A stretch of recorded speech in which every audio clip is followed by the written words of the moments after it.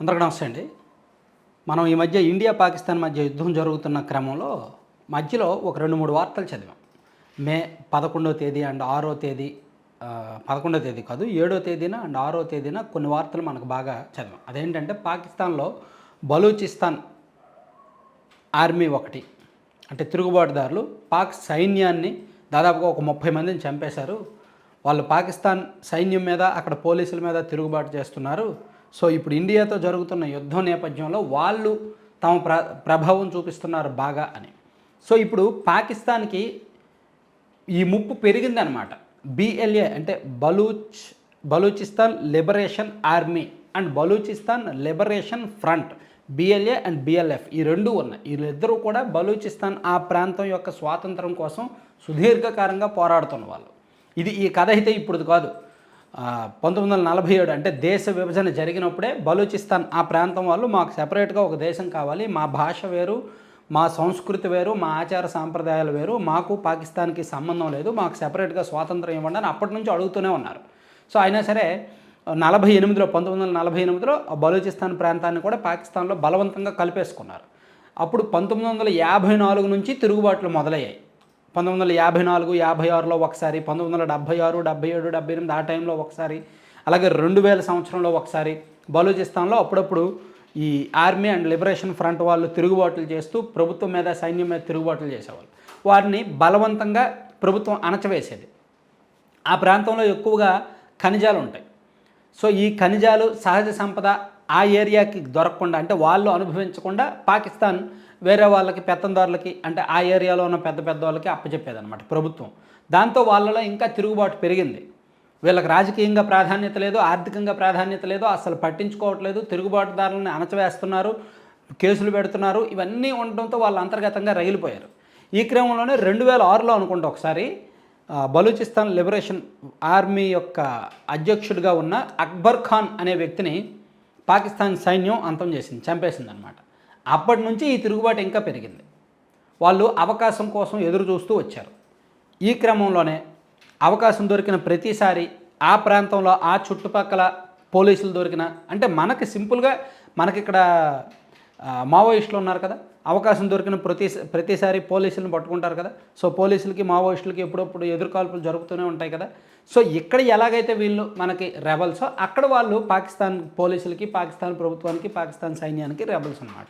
So వాళ్ళు కాస్త స్ట్రాంగ్గా ఉంటారు, మొండిగా ఉంటారు అండ్ అవకాశం దొరికితే ఏమాత్రం మంచి చెడు ఆలోచించరు. సో ఈ క్రమంలోనే వీళ్ళు ఈ మధ్య ఏం చేశారంటే మార్చి 17లో ఒకసారి 2025 మార్చి 17లో నోష్కీలో జరిగిన ఒక దాడిలో 90 మంది పాకిస్తాన్ సైనికుల్ని చంపేశారు. 90 మందిని ఒకేసారి చంపేశారు. సుదీర్ఘకాలం తర్వాత వాళ్ళ ఉనికిని చాటుకున్నారనమాట. అలాగే మే 6వ తేదీన ఈ యుద్ధం జరుగుతున్నప్పుడు కచ్చి జిల్లాలో జరిగిన ఒక దాడిలో 14 మంది పాకిస్తాన్ సైనికుల్ని చంపేశారు. ఇది కూడా బిఎల్ఏ అంటే బలూచిస్తాన్ లిబరేషన్ ఆర్మీ వాళ్ళే చేశారనమాట. దీనిలో చనిపోయిన వాళ్ళు ఒక స్పెషల్ ఆపరేషన్ కమాండర్ స్థాయి అధికారి కూడా ఉన్నారు. అలాగే మే 11వ తేదీన కూడా బలూచిస్తాన్లోని 51 ప్రాంతాల్లో 71 సమన్వయ దాడులకు ఈ బలూచిస్తాన్ లిబరేషన్ ఆర్మీ వాళ్ళే దాడులు చేసి ఈ దాడుల్లో పాకిస్తాన్ సైనికులు అండ్ గూఢాచారకు సంబంధించిన వ్యవస్థలు ప్లస్ కొన్ని కేంద్రాలు, పోలీస్ కేంద్రాలు, ఖనిజ రవాణా వాహనాలు వీటన్నింటినీ కూడా ధ్వంసం చేశారనమాట. ధ్వంసం చేసి కొంతమందిని పట్టుకొని చంపేశారు. ఇది తీవ్రమైంది. సో ఈ మధ్య అంటే వాళ్ళకి అవకాశం దొరికింది. అవకాశం దొరికేసరికి దాడులు మరింత తీవ్రతరం చేశారు. ఇది యాక్చువల్లీ అంత ఈజీగా సాల్వ్ అయ్యే సమస్య కాదు. సుదీర్ఘకాలంగా దశాబ్దాల తరబడి వాళ్ళలో నాటుకుపోయింది. ఇది ఎలా ఉంటుందంటే బలూచిస్తాన్ లిబరేషన్ ఆర్మీ తమ కార్యకలాపాల కోసం వీళ్ళు సెపరేట్గా ఒక 3000 మంది సైన్యాన్ని ఏర్పాటు చేసుకొని ఆ బలూచిస్తాన్ చుట్టుపక్కల కాపలా కాస్తూ ఇప్పుడు చూడండి ఇండియాకి పాకిస్తాన్కి సరిహద్దులో ఎలాగైతే ఆర్మీ కాపలా కాస్తారో బలూచిస్తాన్ చుట్టుపక్కల ఒక 3000 మంది ఉంటారు, నిత్యం కాపలా ఉంటారు. వాళ్ళు బయట సైనిక ఉనికి, పోలీసుల ఉనికి ఏం జరిగినా సరే వీళ్ళందరూ ఒకేసారి వెళ్ళి వాళ్ళ మీద అటాక్ చేస్తుంటారు. సో ఆ ఏరియాకు వెళ్ళడానికి చాలామంది భయపడుతుంటారు. సో అది ఇప్పుడు పెరిగింది. సో పాకిస్తాన్లో ఈ ముప్పు పెరిగేసరికి పాకిస్తాన్ ప్రభుత్వం కూడా వాళ్ళ మీద సీరియస్గా ఉన్నప్పటికీ ఇంకా ఏమీ చేయలేని పరిస్థితి. వాళ్ళు కూడా అంటే ముస్లిమ్సే, వాళ్ళేమి వేరే తెగ అని కాదు, కానీ వాళ్ళ సాంప్రదాయాలు వేరు. ఆ ప్రాంతంలో వాళ్ళు ఉన్న లైఫ్ స్టైల్ వేరేగా ఉంటుంది. వాళ్ళని అంటే ప్రభుత్వం కూడా వాళ్ళతో సమన్వయం చేసుకోవాలి, మనతో కలుపుకోవాలి అని 2-3 సార్లు చర్చలకు పిలిచినా సరే రాలేదు. సో చివరికి 2006లో అక్బర్ ఖాన్ని చంపేసిన తర్వాత వాళ్ళు కంప్లీట్ రెబల్స్గా మారిపోయారు. సో అప్పటి నుంచి అప్పుడప్పుడు వాళ్ళ మీద సైనిక ఆపరేషన్ కోసం ప్రభుత్వం పలుసార్లు ప్రయత్నించింది. 2012లో ఒకసారి, 2018లో ఒకసారి పూర్తిగా ఆర్మీని దించి వాళ్ళని లొంగ తీసుకోవాలని ప్రయత్నాలు చేసినప్పటికీ పూర్తిగా సైనిక బలం సరిపోలేదన్నమాట.